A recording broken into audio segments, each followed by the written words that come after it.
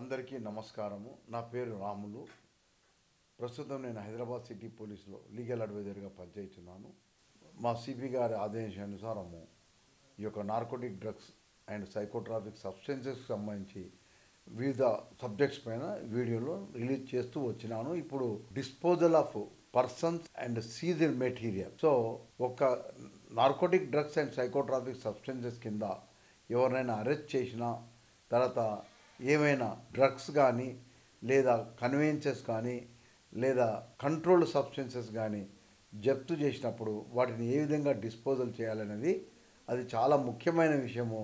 ఇప్పుడు నేను ఈ వీడియోలో వాటి గురించి మాత్రమే మాట్లాడతాను. ఫస్ట్ సెక్షన్ 52 ప్రకారం ఏముందంటే, మనం అరెస్ట్ చేయబడిన వ్యక్తులను కానీ తర్వాత జప్తు చేయబడిన వస్తువులను కానీ సాధ్యమైనంత త్వరగా కోర్టు ముందు హాజరుపరచవలెను. తర్వాత భారతీయ నాగరిక సురక్ష సంహిత ప్రకారమే అరెస్ట్ చేసిన వ్యక్తిని సాధ్యమైనంత త్వరితగతిన కోర్టుకు పంపవలెను. తర్వాత ఒకవేళ పంపలేని పరిస్థితి ఉంటే 24 గంటలకు మించకూడదు. తర్వాత జప్తు చేసిన ఐటమ్స్ను కూడా కోర్టుకు పంపవలెను. ఇది మనకు సెక్షన్ 52లో చెప్పబడింది. అంటే అరెస్ట్ అంటే ఎట్లా చేస్తాం? 41(1) కింద వారెంట్ ఇచ్చినప్పుడు కానీ, 41(2) కింద ఎవరైనా అధికారి గెస్టెడ్ అధికారి ఆర్డర్ ఇచ్చినప్పుడు కానీ, లేదా 42 కింద సదరు వ్యక్తులు అంటే ఆథరైజ్డ్ ఆఫీసర్స్ ఈ 41 సబ్సెక్షన్ 1, 41 సబ్సెక్షన్ 2 కింద వచ్చిన ఆర్డర్లే కాకుండా తమకు తాము కూడా సెక్షన్ 42లో ఏదైనా నాలెడ్జ్ కానీ ఇన్ఫర్మేషన్ వచ్చినప్పుడు వాళ్ళు ఎట్లా రియాక్ట్ కావాలనేది మనం ఇంతకుముందు చెప్పినాం. పబ్లిక్ ప్లేస్లో 43లో కానీ లేదా ఏదైనా కల్టివేషన్ జరుగుతున్నప్పుడు ఎట్లా చేయాలనేది కూడా same procedure will be adopted according to section 44. అయితే ఇప్పుడు మనకు 50లో ఇవి త్వరితగతిన పరిష్కరించవాలని చెప్పబడింది. అయితే 52(a) ఇది చాలా ఇంపార్టెంట్. ఎందుకంటే ఈ నార్కోటిక్ డ్రగ్స్ కానీ సైకోట్రాఫిక్ సబ్స్టెన్స్ కానీ కంట్రోల్డ్ సబ్స్టెన్సెస్ కానీ ఇవి చాలా ప్రమాదకరమైనవి. తర్వాత వీటిని వలనరబుల్ టు థెఫ్ట్ అంటే దొంగతనానికి మంచి అవకాశం ఉన్నటువంటివి. సబ్స్టిట్యూషన్ కానీ తర్వాత మనకు scarcity of place to keep them in the police station or in anywhere మనకు ఉన్నందున త్వరితగతిన డిస్పోజల్ చేయవాలని చెప్పి సెక్షన్ 52(a) కింద సదరు సీజ్ చేయబడిన వస్తువులను తక్షణమే కోర్టు ముందర హాజరుపరచవాలని చెప్పబడింది 52(a) క్లాజ్ 1 కింద.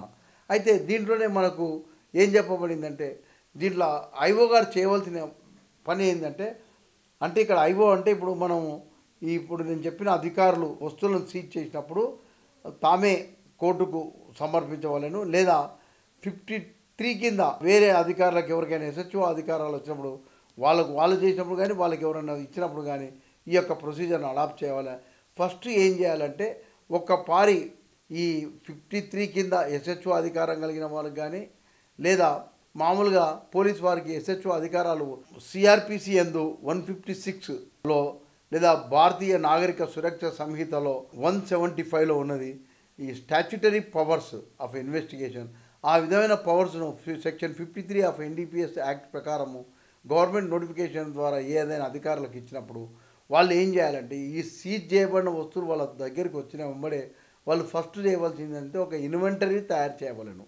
అంటే జప్తు చేయబడిన వస్తువుల యొక్క పర్టికులర్స్, ఆ నార్కోటిక్ డ్రగ్ కానీ సైకోట్రాఫిక్ సబ్స్టెన్స్ కానీ కంట్రోల్డ్ సబ్స్టెన్స్ కానీ వీటి యొక్క డిస్క్రిప్టివ్ పర్టికులర్స్ రాయాలా. డిస్క్రిప్టివ్ పర్టికులర్ తర్వాత వాళ్ళ యొక్క quantity, quality, date and time of Caesar అవి తప్పకుండా ఈ ఇన్వెంటరీ లిస్టులో సపరేట్గా రాసి ఇవి కోర్టు సమక్షానికి ఎంత త్వరితగతిన వీలైతే అంత త్వరితగతిన కోర్టుకు పంపవలను. కోర్టు వారు తప్పనిసరిగా ఇమ్మీడియట్గా వాటిపైన చర్య తీసుకోవాలి.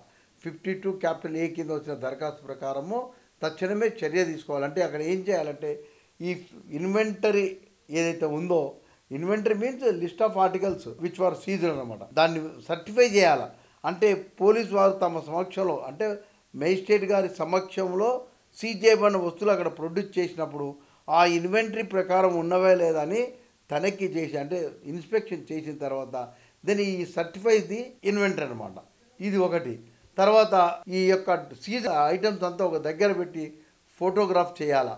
ఫోటోగ్రాఫ్ చేసిన తర్వాత వీడియోగ్రాఫ్, ఫోటోగ్రాఫ్ 2 చేసిన తర్వాత వాటిని కూడా సర్టిఫై చేస్తాడనమాట. తర్వాత నెక్స్ట్ మూడోది ఏంటంటే, సీజ్డ్ ఐటెంకి వెళ్ళి షాంపుల్స్ తీయడం.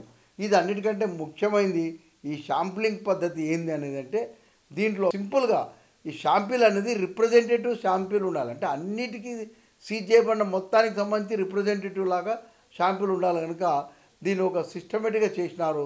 మనం ఎక్కడైనా కంటైనర్స్లో కానీ లేదా ఏదైనా ప్యాకింగ్ మెటీరియల్ డైరెక్ట్గా అట్లే దొరికినప్పుడు వాటిలోకి వెళ్ళి మనం మినిమం 5 grams ఏదైనా సరే నార్కోటిక్ డ్రగ్స్ కానీ సైకోట్రాఫిక్ సబ్స్టెన్స్ కానీ 5 grams మనము ఒక షాంపుల్గా తీసుకోవాలి. ఒక్కొక్క యూనిట్లోకి వెళ్ళి తీసి దాన్ని ఒక ప్యాకెట్లో వేసి దాన్ని హోమోజీనియస్ అంటే దాన్ని మొత్తం కలిపి అదొక షాంపుల్గా అట్లా ఎన్ని యూనిట్లు ఉంటే అన్ని యూనిట్లోకి వెళ్ళి తీసుకోవాలా. తీసుకొని ఇవన్నీ రిప్రజెంటేటివ్ షాంపుల్స్ అవుతాయి. వీటిని మేజిస్ట్రేట్ గారి సమక్షము మరియు విట్నెస్ల సమక్షంలో ఇవి సీజ్ చేసినాక ఆ యొక్క ప్యాకింగ్ దానికి సీరియల్ నెంబర్స్, ఒకవేళ లాట్స్ ఉంటే లాట్స్ యొక్క నెంబర్ కూడా వేయాలా. వేసి సీరియల్ నెంబర్ 1, 2, 3, 4, 5 అని ప్యాకింగ్లకు ఉంటాయి. తర్వాత ఒకవేళ ఎక్కువ ప్యాకింగ్లు ఉంటే ఒక 10 ప్యాకింగ్లకు ఒక లాట్ చేస్తాం. అది L1, తర్వాత L2, L3 అట్లా చేస్తాం. ఒక్కొక్క లాట్లో 10. కానీ ఈ ప్యాకింగ్ దానికి నెంబర్స్ మాత్రం కంటిన్యూస్ వస్తాయి. 1 to 10 ఒకటి, తర్వాత 11 to 20 ఒకటి అట్లా. ఇవన్నీ లాట్స్ కింద వస్తాయి. ఇవన్నీ తీసిన తర్వాత ఇవన్నీ ఫోటోగ్రఫీ వీడియోగ్రఫీ చేసిన తర్వాత దానికి కూడా సర్టిఫై చేస్తాడు. షాంపుల్స్ డ్రా చేసిన దానికి కూడా మేజిస్ట్రేట్ గారు. ఈ విధంగా మేజిస్ట్రేట్ గారు సర్టిఫై చేసిన తర్వాత ఈ షాంపుల్స్ను 2 షాంపుల్ ఉంటే ఒక షాంపుల్ కోర్టు ద్వారానే FSLకు పంపిస్తాను అనమాట. ఇప్పుడు నేను చెప్పిన ప్యాకింగ్ మెటీరియల్కు సీల్ ప్రాపర్గా ఉండాలా. ఒకవేళ సీల్ గిన్నె లేకుండా ఉంటే FSL తీసుకోరు. ఒకవేళ తీసుకున్న వాళ్ళు రాస్తారు ఫౌండ్ సీల్ వాజ్ బ్రోకెన్ అని. సో అట్లా రాస్తే మాత్రం it will cause so much of loss to the case అనమాట. అలాగే క్వాంటిటీలో కూడా తేడా ఉండకూడదు. ఇట్లాంటి ఇవన్నీ ప్రిజుడిస్ అయితే అక్యూజ్డ్ కనుక చాలా జాగ్రత్తగా దాని వెయిట్ తర్వాత నెంబరింగ్ కూడా క్లియర్ చేయాలి. P1, P2, P3, P4 అని లాట్స్ కూడా క్లియర్ చేయాలి. ఇదన్నీ మామూలుగా ఈ షాంపుల్స్ ఎంత తీసుకోవాలనే దానికి క్లియర్గా చెప్పబడింది. 5 grams సరిపోతుంది ఒక్కొక్క షాంపుల్కు. 5 grams ఏదైనా నార్కోటిక్ డ్రగ్స్ కానీ సైకోట్రాఫిక్ సబ్స్టెన్సెస్ కానీ లేదా మన కంట్రోల్డ్ సబ్స్టెన్సెస్ కానీ 5 grams ఎక్కువ అవసరం లేదు. కానీ అదే ఒకవేళ గాంజా కానీ చెరస్ కానీ ఉన్నప్పుడు మాత్రం అది 24 grams ఉండాలని చెప్పబడింది. మిగతావన్నీ 5 grams. అయితే ఈ విధంగా ఎక్కువ క్వాంటిటీలో దొరికినప్పుడు ఈ విధంగా షాంపుల్స్ 5 grams తీస్తాం. ఒకవేళ షాంపుల్స్ అసలు మనం సీజ్ చేసిందే 2 grams 3 grams ఉంటుంది అనుకో, ఇంత పూర్వం ఏం చేస్తుందంటే దాన్ని 2 భాగాలు చేసి 2 షాంపుల్స్గా పంపిస్తుంటుంది. కానీ ఇప్పుడు అట్లా లేదు. మొత్తాన్ని ఒకటే షాంపుల్గా తీసి FSL పంపించి కింద లెటర్ ఆఫ్ అడ్వైజ్లో మనం రాయాలి ఏంటంటే the remnants should be return back to the court అని చెప్పి ఒకటి రాయాలన్నమాట. అంటే వాళ్ళు అనాలిసిస్ చేసిన తర్వాత ఆ మిగిలినవన్నీ మొత్తం మళ్ళీ కోర్టుకు పంపమని చెప్పి మనం రాయాలన్నమాట. ఇది ఎప్పుడు తక్కువ క్వాంటిటీ దొరికినప్పుడు 2 grams 3 grams 4 grams 5 grams 10 grams దొరికినప్పుడు మనకు ప్యాకింగ్లు పెద్ద పెద్ద దొరికినప్పుడు మాత్రం నేను చెప్పిన దాంట్లో samples 5 grams except ganja and charas వాటికి మాత్రం 24 grams తీసుకోవాలి. అయితే ఇప్పుడు మనం చెప్పిన ప్యాకింగ్లు కంటైనర్స్ అని ఒకవేళ మనకు లూజ్గా దొరికింది అనుకో, ఎక్కడైనా పోతే ఒక ఇంట్లో కుప్పగా పోసినారు గాంజా, అప్పుడు మనం దాన్ని ఏం చేయాలంటే కంటైనర్స్లకు తీసుకోవాలన్నమాట. అన్నీ ఒకటే రకం ఉన్న కంటైనర్స్లు తీసుకొని ఒక్కొక్క కంటైనర్లో ఇంత అని పెట్టేసిన తర్వాత అప్పుడు దాంట్లోకి వెళ్ళి షాంపుల్స్ తీసుకొని ఆ షాంపుల్స్ని మొత్తం బాగా కలిపి ఒక్కొక్క షాంపుల్లో 5 grams అట్లా తీసుకోవచ్చు. కొన్ని పెద్ద దాంట్లో ఇప్పుడు నేను చెప్పిన గాంజా అయితే 24 grams తీసుకోవాలండి. ఇది మామూలుగా ప్రొసీజర్ మనము అవలంబిస్తాము. అయితే మనం అనుకోవచ్చు అసలు ఇది సీజ్ చేసింది ఏది కొక్కైనా ఏదైనా నిజంగా చెప్పాలంటే అక్యూజ్డ్ ఇచ్చే ఇన్ఫర్మేషన్ మనకు బేసెస్ మనకు ఫైనల్గా అథెంటికేటెడ్ ఎప్పుడంటే FSL రిపోర్ట్ వచ్చినప్పుడు అది అథెంటికేటెడ్ అనమాట. సో ఇది ప్రొసీజర్. తర్వాత సెక్షన్ 57లో ఏంటంటే ఇది వేరే. 57లో ఎప్పుడైనా నీవు అరెస్ట్ చేసి సీజ్ చేసి అక్యూజ్డ్ చేసినప్పుడు that report should be send to is immediate superior officer with in 48 hours prayer to sending to the court అనమాట. సో ఇవి ఇమ్మీడియట్ సుపీరియర్ ఆఫీసర్స్కు 48 గంటల్లో పంపాలన్నమాట. ఇది కూడా మ్యాండేటరీ ఉందన్నమాట 57. సో ఈ విధంగా ఈ ప్రొసీజర్స్ ముఖ్యంగా ఏంటంటే ఈ ఐడెంటిఫైయింగ్ డ్రగ్స్లో P1లు తర్వాత కంటైనర్స్ ఇవన్నీ సిస్టమేటిక్గా రాయాలి. నెంబరింగ్ కరెక్ట్ ఉండాలా, డ్రగ్ నేమ్ ఉండాలా, క్వాంటిటీ ఉండాలా, గ్రాస్ క్వాంటిటీ నెట్ క్వాంటిటీ ఇవన్నీ ప్యాకింగ్ల మీద క్లియర్గా ఉండాలి. అయితే ప్యాకింగ్ల మీద రాయనికి రాకుంటే దానికి ఒక వేరే మనం ఒక కార్డ్బోర్డ్ లాగా ఏదైనా పెట్టి దాంట్లో రాసి ఏర్పాటు చేసుకోవాలన్నమాట. ఇవన్నీ మీకు FSLలు కానీ లేదా ఈ ప్యాకింగ్ సంబంధించిన విషయాలన్నీ వేరే అధికారులు ఇంకా క్లియర్ చెప్తారు. కానీ నేను చెప్పింది ఇది సంక్షిప్తంగా చెప్పినాను. 5 గ్రాములు, తర్వాత చెరసు, తర్వాత గాంజా ఉంటే 24 గ్రాములు అని చెప్పినాను. తర్వాత ఇది సింపుల్ పద్ధతి అనమాట. రిప్రజెంటేటివ్ శాంపిల్ అనేది ఉండాలి. ఉంటే అది అప్పుడే కోర్టు దాన్ని నమ్ముతుంది. రిప్రజెంటేటివ్ శాంపిల్ లేకుంటే అది మాత్రం కోర్టు నమ్మదు. ఇది ప్రొసీజర్స్ మనం తప్పకుండా ఫాలో కావాలి. ఎఫ్ఎస్ఎల్కి వెళ్ళి ఆ రిపోర్ట్ వస్తే వచ్చిన వెంబడే ఎస్హెచ్ఓ గారు ఏం చేయాలంటే, అంటే ఐఓ గారు ఏం చేయాలంటే, ఒపీనియన్ వచ్చిన తర్వాత 30 రోజుల లోపల డిస్పోజల్ కమిటీకి పంపాలి. అంటే డిస్ట్రిక్ట్ డిస్పోజల్ కమిటీ అని ప్రతి దగ్గర ఏర్పరిచినారు. డిస్ట్రిక్ట్ సూపరింటెండెంట్ ఉంటాడు, తర్వాత కస్టమ్స్ వాళ్ళు, నార్కోటిక్ డ్రగ్స్ వాళ్ళు, కమిటీ మెంబర్స్ ఉంటారు. దాన్ని డిస్పోజల్ కోసం పంపాలి. ఇది మామూలుగా ప్రొసీజర్. అయితే ఈ విధంగా సర్టిఫై చేసిన వాటికి ప్రైమరీ ఎవిడెన్స్గా కోర్టు వాడుతుంది. మళ్ళీ నువ్వు కోర్టులో పోయి సీజర్ ఆర్టికల్స్ ప్రొడ్యూస్ చేయవలసిన అవసరం లేదు. అవి డిస్ట్రిక్ట్ డిస్పోజల్ కమిటీకి అవి అక్కడ పంపిస్తారు. ఒపీనియన్ వచ్చిన తర్వాత court will treat that certified photograph, videograph, తర్వాత షాంప్లింగ్ దానికి సంబంధించింది ఇన్వెంట్ దాన్ని యాజ్ ఎ ప్రైమరీ ఎవిడెన్స్. ఇంకా నీకు ఎవిడెన్స్ యాక్ట్తో నిమిత్తం లేకుండా it should be treated as a ప్రాథమిక సాక్ష్యంగా, అంటే ఒరిజినల్ డాక్యుమెంట్స్గా దాన్ని ట్రీట్ చేస్తుంది అనమాట అన్నిటి విషయంలో.